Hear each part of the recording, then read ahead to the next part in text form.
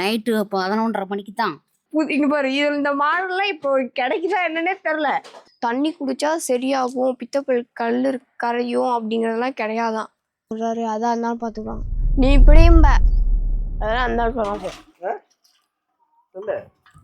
Hi எல்லாம், எப்படி இருக்கீங்க? காலையில பிஸ்கெட் ஒரு டம்ளர்ல தூக்கி சாப்பிட்டேன். பசிக்குதுன்னு வந்தேன். பசிக்குதுன்னு தொட்டு சாப்பிட்டு, பசிக்குதுன்னு பாலில் பிஸ்கெட்டை தொட்டு சாப்பிட்டு டம்ளர் எடுத்துட்டு வந்தேன். எங்கள் அம்மா காலையிலே பேசாத போ அப்படின்னாங்க.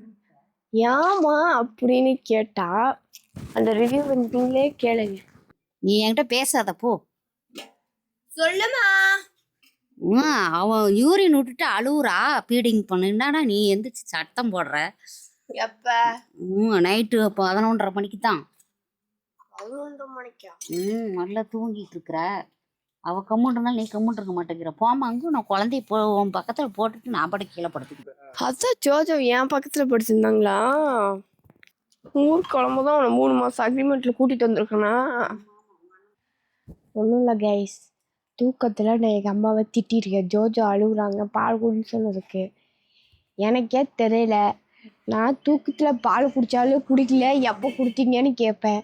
திட்டினது மட்டும் ஞாபகம் வச்சுருப்பேனா தெரில. ஆனால் நீ காலையில் முழிச்சு, நான் நடுவில் முழிச்சு பார்க்கும்போதெல்லாம் ஜோஜோ பெட்டில் என் பக்கத்துலேயே படுத்திருந்தாங்க. அவங்க இப்படி படுத்திருந்தாங்க, நான் இப்படி படுத்திருந்தேன். ஏன்னா நான் பிள்ளை நம்மக்கிட்ட படுத்திருக்கேன், அம்மா கிட்ட தான் இருந்துச்சேன்னு தூக்கத்தில் ஒரு யோசனை. இப்போதான் அது தெளிவாகுது. கோவத்தில் என்கிட்டயே வச்சுட்டாங்களாட்டுக்கு குழந்தைய. ஜோஜோவும் நல்லா தான் தூங்குச்சு. பாப்பா பண்ணுறதுனா கத்திரியே கிடந்திருக்கும். நோட்டா கொடுக்கறதுக்கு ரீசன் என்ன தெரியுமா? உச்சி மோதிச்சுன்னா பால் நெறிக்கட்டிக்குமேன்னு தான். இல்லைன்னா நானே போட்டு தூங்கி தூக்கத்தில் நான் பாலுக்கு எந்திரிச்சதே எனக்கு தெரியாது. சரி, எங்கள் அம்மாட்ட திட்டு வாங்கிட்டு வந்துடுறேன். எல்லாருக்கும் மதிய வணக்கம். எல்லாருக்கும் மதிய வணக்கம். அடுத்த வாரத்தில் ஒரு பெரிய ஃபங்க்ஷன் இருக்குனால எங்கள் வீட்டில் இருக்கிற பாத்திரத்தெல்லாம் எங்கள் அத்தை க்ளீன் பண்ணிட்டு இருக்காங்க. எல்லாம் அப்படியே இங்கே பாரு, இது இந்த மாடல்லாம் இப்போ கிடைக்குதா என்னன்னே தெரில. எங்கள் அத்தை அப்பயே எடுத்து வச்சுருக்காங்க. 8 வருஷம் ஆகும் பாருங்க. பாரு, இதுக்குள்ள இன்னும் ஏதோ புதுசு ஐட்டம்லாம் இருக்குது தெரியுமா? இதில் இன்னொன்று என்னன்னா எல்லாம் 2 இருக்கு. எங்கள் ஹஸ்பண்டுக்கு ஒன்றா, எங்கள் ஹஸ்பண்டோட அண்ணன் வீட்டுக்கு ஒன்றா. அதை வச்சுட்டு வந்தேன். எல்லா பாத்திரமே 2. இப்பதான் இப்படி தேடி போய் தான் தோசை சட்டி ஒண்ணு புதுசா கிடைச்சிச்சு. அதை பழசை தூக்கி போட்டு புதுசு யூஸ் பண்ணலாம்னு வச்சிருக்கோம். இங்க பாரு ஒரு தவா. இது கவரு தவா போட்டாச்சு கீழே. இங்க பாரு ஸ்டாண்டுக்கு வந்துருச்சு. பழசு கிடக்குது எங்கேயோ. பழசு எங்கேயோ அடியில கிடக்கும். புது தவா. ஆம்லேட் போட்டு சொல்லுவோம். இப்படிதான் ஒவ்வொரு பொருளாக கிடைச்சிட்டு இருக்கு. எத்தனை டிஃப்ரெண்டான பொருளாக எடுத்து வச்சிருக்காங்க. என்ன வேணுமோ எங்கள் அத்தைகிட்ட இருந்து வாங்கிக்கலாம். எங்க மாமாவுக்கு ஒரு ட்ரெஸ். சம்பாதிக்கிற காசுலாம் பாத்திரமா எடுத்து வச்சிருப்பாங்க. அடுத்து ஹாட் பாக்ஸ் எடுத்துட்டோம். போட்டிருந்த கவர்ல இருந்து ஸ்டோரேஜ் இதுல இருந்து ஹாட் பாக்ஸ் எடுத்துட்டோம். எல்லாரும் பாத்திரம் என்ன பழைய கடைக்கு தான் போவீங்க. எங்கள் வீட்டில் அப்படி இல்லை. எந்த சாக்கில் எது இருக்குன்னு எங்கள் அத்தைக்கு நல்லா தெரியும். அந்த சாக்கை ஓப்பன் பண்ணி அதை எடுத்துகிட்டு வந்துடலாம். எல்லாம் கல்யாணம், இன்னொரு கல்யாணமே பண்ணாலும் பாத்திரம்லாம் ரெண்ட்டுக்கு வாங்க தேவையில்லை. இதுலேருந்து அப்படியே ஒன்று எடுத்துடலாம். அந்த அளவுக்கு எங்கள் அத்தை அப்பயே சேர்த்து வச்சுருக்காங்க.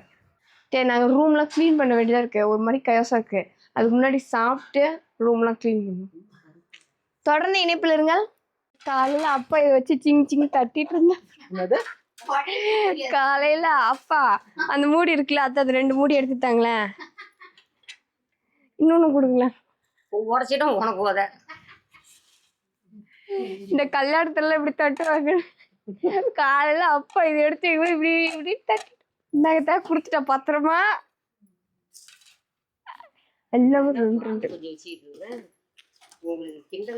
அத்தை பொட்டிக்கு மேல ஒரு கவரை போட்டு பார்சல் பண்ணி வச்சிருக்காங்க. வைங்க. நான் காலையில் சொல்லியிருந்தேன்ல, ஒரு இன்ஸ்டாவில் வந்து ஒரு அக்கா கிட்ட நான் மெசேஜ் பண்ணேன். அவங்களுக்கும் இது மாதிரி பித்தப்பையில் கல் இருந்துச்சு. நேற்று நைட்டு 12 மணி வரைக்கும் இன்ஸ்டாவில் ஒரு சிஸ்டர் கிட்ட பேசிகிட்டு இருந்தேன். அவங்க தான் பித்தப்பையில் இருக்கிற கல் பற்றி ஒவ்வொரு டீட்டெயிலும் சொன்னாங்க. எனக்கு அந்நேரத்துக்கு பயம் அள்ளு விட்டுருச்சு. என்னடா இப்படிலாம் இருக்கா, நம்ம கேஷுவலாக இருக்கமே, எதுவும் இது பண்ணிக்காமல் இருக்கமே, ஜஸ்ட் அதெல்லாம் ஒன்றும் இல்லைன்னு சொல்லி சுற்றிட்டு இருந்தேனால. அவங்க சொல்கிறாங்க அவங்களுக்கு இருந்துச்சான். ஃபர்ஸ்ட் பேபிக்கு வந்து பித்தப்பையில் கல் இருந்துச்சான், எடுத்துட்டாங்களாமா. இப்போ 2வது பேபிக்கும் இருக்காமா அப்படின்ட்டு அவங்க மெசேஜ் பண்ணாங்க. என்னென்னு சொன்னாங்கன்னா, தண்ணி குடித்தா சரியாகும், பித்தப்பை கல் கரையும் அப்படிங்கிறதெல்லாம் கிடையாதான், அது நெகட்டிவ் அப்படின்னாங்க. இன்னொரு விஷயம், நைட் டைமில் மீட் சாப்பிடவே கூடாதான்.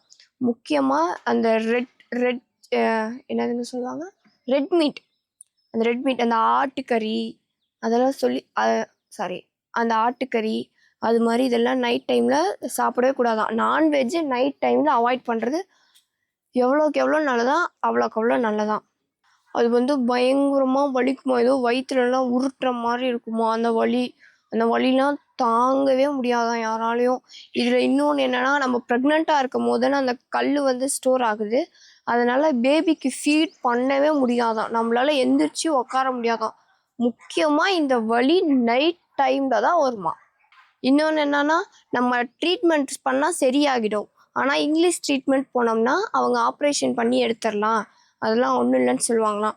அதே சித்த மருத்துவம் சைடில் போனால் அவங்க கொடுக்குற மருந்து அதெல்லாம் சாப்பிட்டோம்னா அவங்க டைமிங் சொல்லுவாங்க.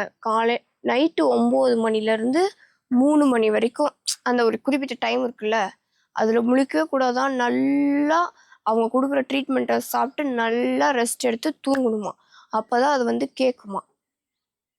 ஆனால் நம்ம பேபிக்கு ஃபீட் பண்ணுறனால தான் இப்போது கொஞ்சம் இதாக இருக்குது, என்ன பண்ணுறதுன்னு தெரியல. பித்தப்பை கல் குறையத்துக்கு என்ன சாப்பிடணுமோ அது நல்லா சாப்பிட்டுட்டு நல்லா தூங்கி ரெஸ்ட் எடுத்தாவே அது சரியாகிடுமா. ஆனால் நம்ம பேபி இருக்கிறனால நைட் டைமில் அப்பப்போ ஃபீட் பண்ணுறோமா, அதனால் நம்ம தூக்கம் வந்து கட் ஆகும். அதனால தான் கொஞ்சம் வந்து அப்படி இப்படின்னு பார்க்குறதா இருக்குது. பெயின் இருக்கும், என்னடா பண்ணுறதுன்னு தெரியல, பயமாக இருக்கு.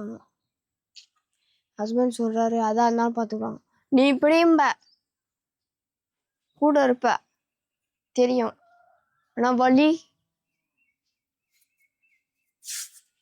என்னை தாண்டி ஜோஜோ வேற இருக்கு, அதான் கொஞ்சம் பயமா இருக்கு. பார்த்துக்கலாம், சரி எதுனாலும் பார்த்துக்கலாம். முன்னாடியே நம்ம எதையும் ப்ரிடிக்ட் பண்ண வேண்டாம், ஓகே. நாளைக்கு ஜோஜோ பற்றின ஒரு அப்டேட்டை உங்களுக்கு நான் போடுறேன், ஓகே டன்.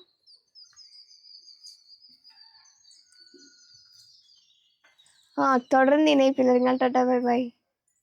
மறந்துட்டேன்.